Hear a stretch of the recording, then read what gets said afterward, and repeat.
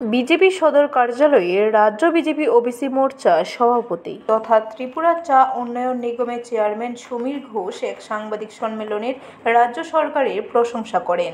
তিনি জানিয়েছেন, চা শিল্পের সঙ্গে যুক্ত শ্রমিক এবং কর্মচারীদের মজুরি বৃদ্ধি ও বেতন বৃদ্ধি সংক্রান্ত রাজ্য সরকার যে সিদ্ধান্ত নিয়েছে তা নিঃসন্দেহে প্রশংসনীয়।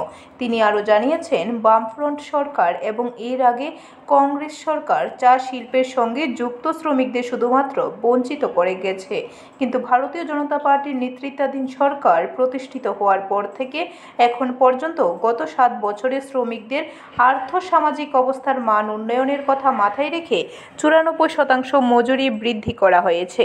এদিনকার এই সম্মেলনে ছিলেন চা উন্নয়ন নিগমের প্রাক্তন চেয়ারম্যান সন্তোষ সাহা। বৃদ্ধি করা হয়েছে আমাদের সরকারের সময়ে 94%। আমরা যদি 2013, 2014, 15, 16, 17 এই 5 বছরের যদি আমরা হিসাবটা দেখি, এই শ্রমজীবী অংশের মানুষের প্রতি বিগত সরকারের কি দৃষ্টিভঙ্গি ছিল, তাদের মজুরি বৃদ্ধির শতাংশের দিকে তাকালে এটা স্পষ্ট হয়ে যাবে। ব্যুরো রিপোর্ট, খবর ত্রিপুরা।